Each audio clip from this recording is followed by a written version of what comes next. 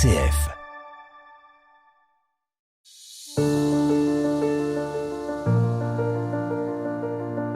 Moi, je ne savais pas trop ce que c'était qu'une guerre, finalement, vous savez. Mais nos parents savaient. Ça mitraillait tous les jours, ça bombardait, alors.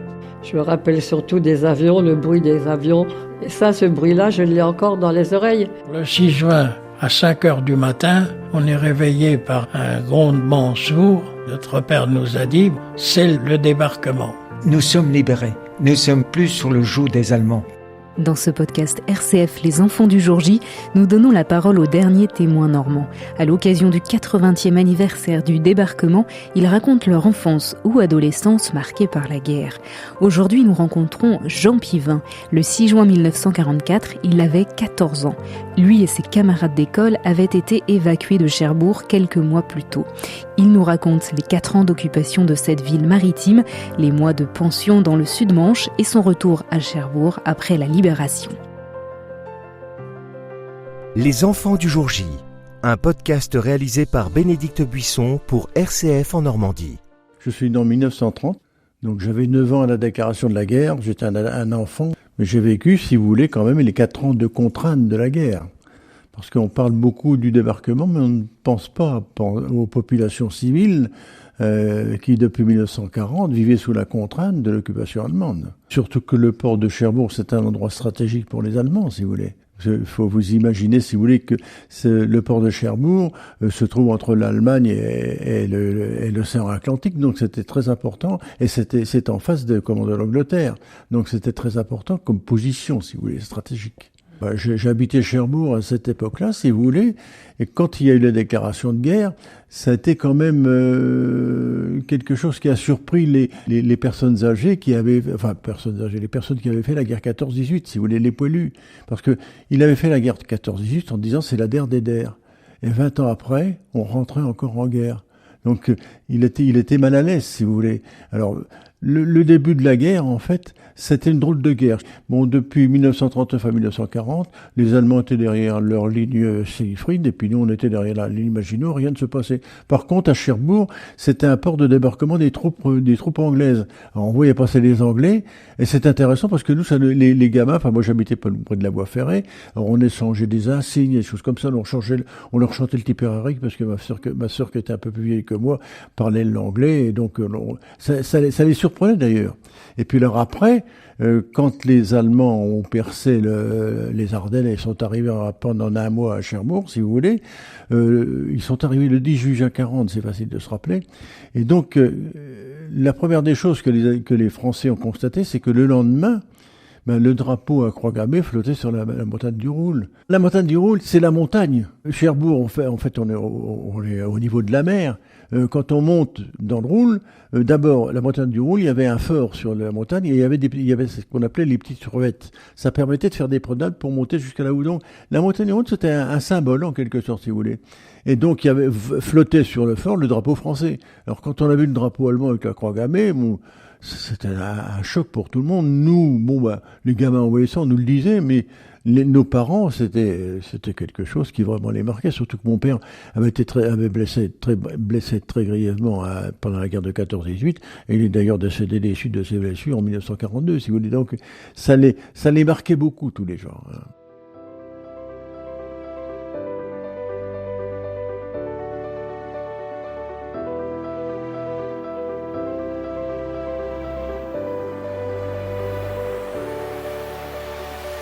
Quand ils sont arrivés le 18 juin 1940, aussitôt, ils se sont imposés dans la ville, en prenant tous les meilleurs immeubles pour mettre la commandanture, pour mettre l'organisation TOD. Ils ont pris également tous les endroits stratégiques, l'arsenal, la gare maritime, les dynamos. Et de 1940 à 1944, on n'avait pas le droit d'aller à la gare maritime. N'y rentrer que les gens qui avaient vraiment le travail à faire, mais sinon on n'allait pas se promener sur les chais comme on se promenait dans le temps. L'arsenal, c'était exactement pareil, il avait limité le nombre d'ouvriers, si vous voulez. C'était quand même assez difficile cette période de 4 ans. Il y a eu une foule de contraintes qui sont arrivées, qui étaient très très importantes. D'abord, un couvre-feu. Donc de 9h à 6h du matin, il était interdit de sortir. Il fallait camoufler la lumière de nos maisons pour éviter, si vous voulez, que ça crée des repères pour les avions anglais. Puis, vous savez, quand vous êtes privé de liberté, ça n'a l'air de rien, mais quand en plein été, vous êtes en train on est bien un petit peu l'été à 9h du soir et dehors et tout ça, ben vous êtes contraint de rentrer chez vous. Et puis en plus, moi je me rappelle quand on faisait nos devoirs, il y avait souvent des pannes d'électricité. Donc on se retrouvait avec une bougie pour faire nos devoirs, des choses comme ça. On a été privés, nous les enfants, de beaucoup de choses. Moi j'étais pendant 4 ans sans manger une orange. On n'avait pas le chocolat, il n'y en avait pratiquement plus. Le café, c'était de l'orge qui était grillée et qui remplaçait le café. Oui, c'était toutes choses comme ça. Les difficultés d'habillement, c'était une paire de galoches, c'était quelque chose de très très précieux, si vous voulez. Oui. Non, c'est l'occupation, c'est quelque chose et puis qui a beaucoup marqué toutes les familles. Donc c'était tout ça. Puis alors après, comme les Allemands, au niveau ravitaillement, mettaient la main sur tout. Bon, le gouvernement de Vichy a été contraint de faire des tickets d'alimentation pour acheter du pain, pour acheter de la viande. Il fallait des bons pour aller acheter du charbon. Oui, toutes ces contraintes-là. Alors nous, les enfants, en fait, on s'en rendait pas compte parce qu'on faisait notre scolarité, mais nos parents souffraient beaucoup, si vous voulez. Donc c'était une période très, très, très difficile. Alors, quand les gens, si vous voulez, n'avaient pas de famille à la campagne, parce qu'à la campagne, on arrivait quand même à se débrouiller avec les alimentations classiques, le beurre, les œufs et les poulets, des choses comme ça. Tandis que celui qui était dans la ville, c'était pas rigolo, parce que fallait faire la queue dès le matin à 6h. Nos mères de famille s'en allaient faire la queue au pain ou à la viande, mais quand le boucher n'avait plus de viande, il fermait la boutique.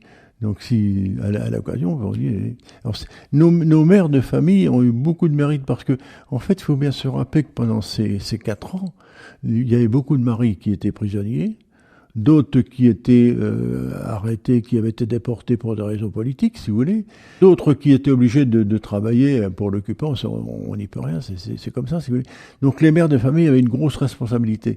Puis à cette époque-là, si vous voulez, il y a une évolution maintenant, les femmes travaillent beaucoup. À l'époque, les mères étaient mères de famille, donc elles se sont trouvées à ce moment-là à la tête de leur famille, elles élevaient les enfants et tout ça. Moi, ma mère s'est retrouvée veuve en 1942, elle avait 3 enfants sur les bras. Non, elle a eu un mérite fou parce que elle s'est mise à refaire de la couture et tout ça pour arriver à subvenir à ses besoins. Moi, j'ai de l'admiration pour cette génération-là.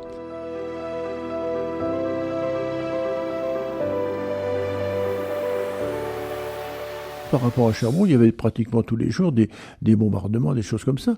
Et quand les Anglais venaient pour bombarder, c'était pour les positions stratégiques, mais malheureusement, il y avait des bombes qui tombaient à côté. Hein. Et il y a même eu, en 1941, c'est classique, on retrouve ça dans tout un tas de vieux bouquins qui ont été écrits là-dessus. En juillet 1941, il y avait des enfants qui étaient à la plage.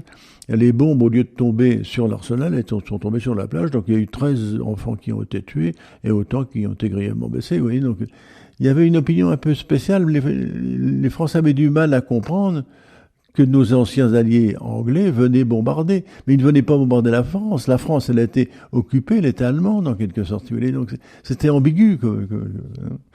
Pendant les bombardements, en 1940, j'avais un frère qui avait 10 ans de plus que moi. Alors, il avait récupéré des casques anglais quand les Anglais sont repartis, ont été en débâcle. Il a récupéré 2 casques anglais. Et on habitait une maison, et nous, on couchait au 3e, tout là-haut.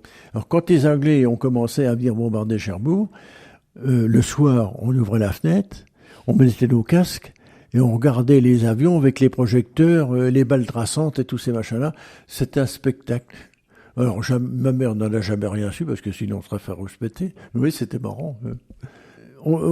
C'est un feu d'artifice. C'est marrant, les enfants, comme on perçoit les choses, pas comme les adultes.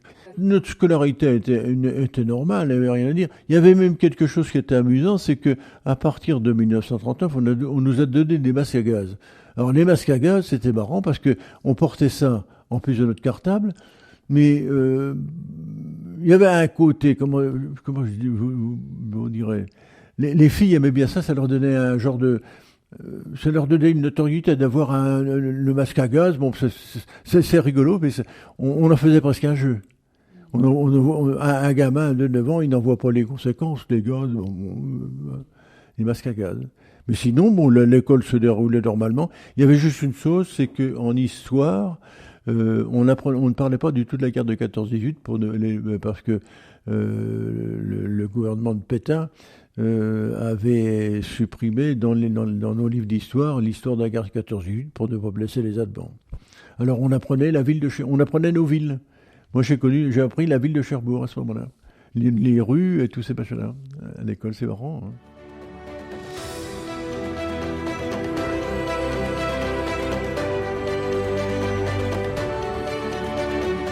En 1943, Jean Pivin et ses copains d'école sont évacués de Cherbourg et envoyés dans le sud du département de la Manche. En 1943, les Allemands ont considéré que la ville de Cherbourg était une zone interdite. Parce qu'il était en train de construire de très grandes fortifications pour protéger toute la ville, pour en faire une forteresse, si vous voulez. Et à ce moment-là, les gens qui n'étaient pas nécessaires à la vie de la ville ont été évacués. Donc en 1943, j'ai été évacué avec le cours complémentaire. J'allais au cours complémentaire, l'équivalent du collège maintenant. Et on est donc parti à Saint-James avec nos professeurs, donc avec un bagage. Alors, hormis, si vous voulez, la séparation de ma famille, on était en pension, les enfants, on avait nos mêmes professeurs. La ville de Saint-James était calme parce qu'il y avait très peu d'Allemands, si vous voulez, donc c'était un petit peu une grande différence par rapport à Cherbourg. J'ai fait une très bonne scolarité parce que on avait nos professeurs. Donc nos professeurs, le soir, on avait un petit goûter, mais après on allait faire les leçons. Mais les leçons, elles étaient accompagnées par les professeurs, donc on faisait pas les leçons à la maison. Il était là, on avait nos devoirs du soir. Donc on travaillait très bien. Moi, j'ai fait deux très bonnes années, 1943, 1944. J'ai très très bien travaillé à l'école.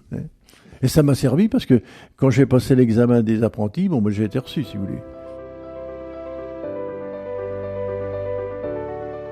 L'heure du 6 juin 1944 a enfin sonné. J'avais un concours de maths ce matin-là. Alors, notre professeur, c'était un homme qui était très très jovial. Il nous a dit, mes enfants, j'ai une grande nouvelle à vous annoncer. Les Anglais ont débarqué sur les côtes du Calvados. Alors les gamins, vous savez comment c'est. On est tous mis à rire. Et puis il nous a dit, calmez-vous, ce matin on a une composition de maths. Donc le 6 juin au matin, j'ai fait une composition de maths. Mais c'est tout. Et à partir du 8 juin, on a été coupé de toute information. Parce qu'à l'époque, les gamins, moi j'avais, à 44, j'avais 14 ans, il n'y avait pas de journaux, il n'y avait pas de radio, ma dernière lettre de ma mère, c'est le 8 juin. À partir du 8 juin, on était coupé, on ignorait totalement ce qui se passait, on n'avait aucune information. Donc, souvent, il y a des gens qui disent, mais comment tu réagissais vis-à-vis de ta maman et tout ça, mais il pouvait rien lui arriver, je ne savais pas ce qui se passait. Donc c'était un petit peu bizarre comme... Et puis alors, il s'est trouvé que quand il est arrivé le 30 juin, dans l'école où on était 150 enfants à peu près, le maire de Saint-James et le directeur se sont dit, si par malheur il y avait des combats, ça on ne sait pas les tractations qu'il pouvait y avoir, les adultes savaient des choses que nous ne savions pas. On dit, on ne peut pas garder tous ces enfants ensemble. S'il y a des combats assez violents, ça sera très difficile. Donc on va les répartir dans les fermes qui sont autour de Saint-James. Donc on se retrouve, moi je me suis retrouvé chez deux bons vieux paysans qui s'appelaient monsieur et madame Joseph Doguet, donc j'ai gardé un souvenir formidable. Et je me suis trouvé du 30 juin pratiquement jusqu'à la libération vers le 31 juillet, pendant un mois en vacances à la campagne. Comme ces gens-là n'avaient aucune information, c'était le travail des champs, mais pour des gamins c'était plaisant. Moi j'aimais bien la campagne, les vaches, tout ça, c'était bien. Et je ne pensais pas du tout à ma mère, il pouvait rien lui arriver, je ne savais rien. Depuis le 8 juin, tout le courrier était coupé. Personne ne savait rien du tout. Alors les adultes avaient peut-être des informations, mais nous ne communiquions rien. 2 mois comme ça. C'est impressionnant, hein.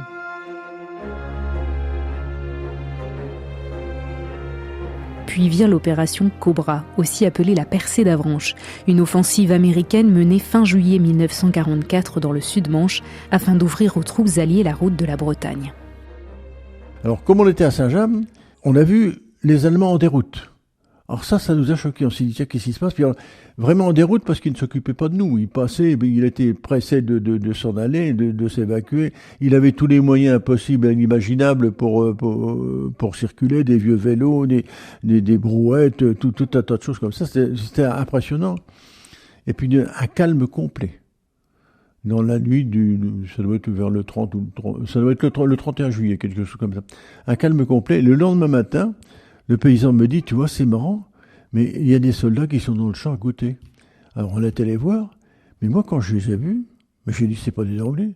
Je connaissais bien le casque anglais, puisque je les avais vus débarquer, il avait un petit casque rond. Là, c'était des casques américains.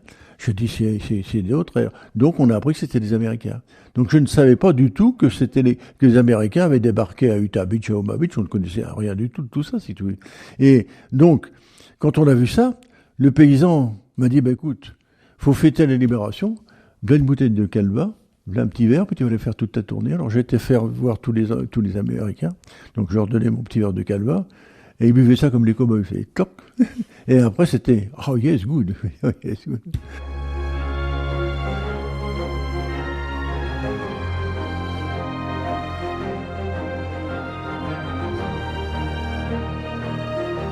En août 1944, Jean et ses camarades peuvent enfin revenir à Cherbourg. Mais la ville a bien changé. Les responsables de Cherbourg, de la Croix-Rouge et tout ça, sont venus nous récupérer le 8 août.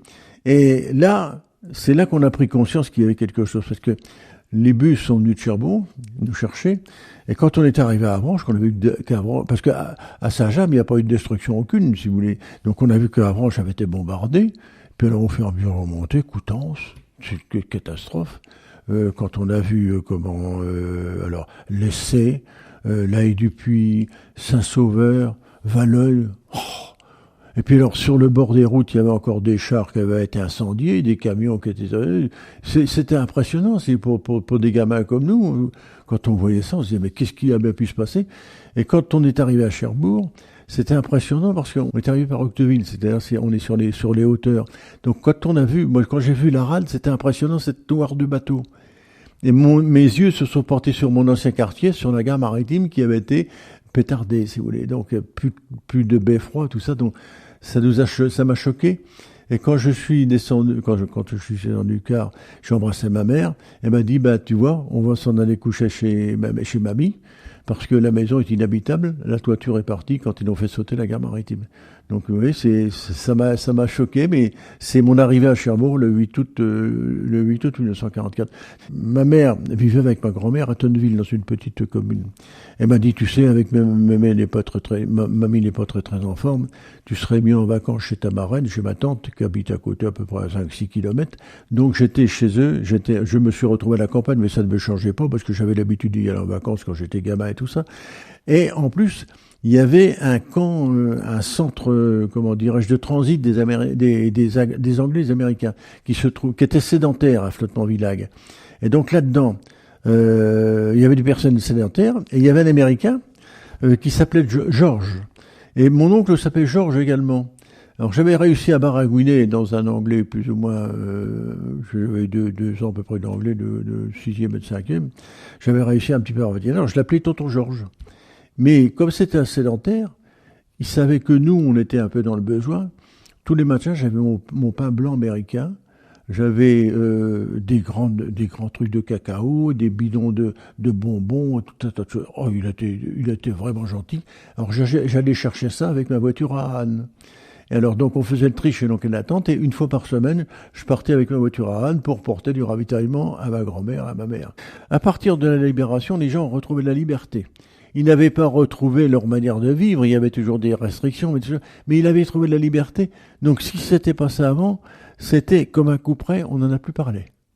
C'est assez curieux. Hein. Et on était pendant une période de 1944-1950, on parlait très très peu de ce qui s'était passé avant.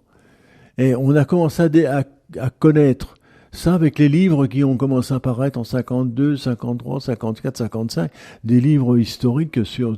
Mais moi, j'ai dû connaître Utah Beach et Omaha Beach, j'avais 20 ans ou 22 ans. Étant gamin, j'ignorais totalement tout ce qui s'était passé.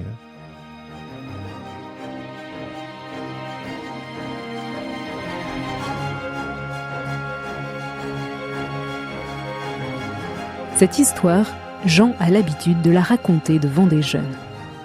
Ça me semble banal en quelque sorte, moi, ce que je raconte. Mais je comprends bien que les jeunes générations, ça les intéresse, ils posent des questions, tout ça, mais moi j'ai l'impression d'avoir vécu quelque chose d'assez simple en quelque sorte. Les jeunes, ils ont posé de très très bonnes questions. Parce ils ont été surpris un petit peu, si vous voulez, de savoir toutes les contraintes qu'on avait. Donc, la guerre, c'est pas rigolo quand même. Et j'ai même une jeune fille qui m'a dit, et ça m'a marqué, elle m'a dit, oui monsieur, je comprends maintenant pourquoi on est encore en liberté. La guerre, c'est inhumain la guerre, parce que quand vous avez dans votre famille un enfant qui est blessé, votre maison qui est brûlée et tout ça, vous dites, bon, ils sont venus nous libérer, mais à quel prix ? C'est bien joli d'être libéré de la liberté, et c'est pas fait gratuitement.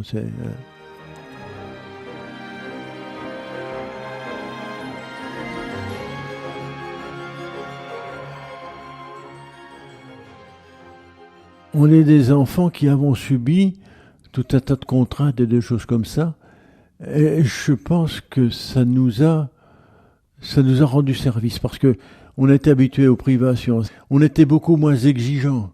Vous voyez, à 20 ans, à l'époque, nos parents n'avaient pas de voiture ni rien. On ne cherchait pas à avoir autre chose. Les gens n'étaient pas exigeants. Les gens avaient une chose, c'est qu'ils avaient retrouvé la liberté. C'était, je crois, le symbole absolu. Parce que la liberté, on retrouvait. J'ai jamais vu les gens, malgré tous les contraintes qui leur restaient, parce qu'il y avait des maisons qui étaient abîmées, des machins comme ça, j'ai jamais vu les gens aussi heureux. En 1948, il y avait des radios crochets amateurs qui se faisaient dans la ville. Oui, des petits bals populaires, choses comme ça. Il y avait un genre d'osmose dans la population, que maintenant, je voudrais pas faire de comparaison, mais disons que les gens sont beaucoup plus individualistes maintenant qu'à cette période-là. Alors, je crois que de tout ça, ça nous a forgé le caractère, puis on est devenus des hommes, et puis on est devenus responsables très jeunes. J'ai appris un métier, je me suis trouvé, j'ai eu des responsabilités très jeunes, si vous voulez, mais je sais pas, ça nous avait forgé le caractère, ça. On n'est pas resté dans les jupes de papa et maman pendant longtemps, si vous voulez. On était séparés très vite. On aimait bien nos parents, mais quand on est jeune et qu'on a nos parents, on a du mal à se séparer de nos parents. Alors que nous, on avait été séparés. Ça ne nous paraissait pas trop, si vous voulez. En réalité, on est devenus adultes avant l'heure, je pense.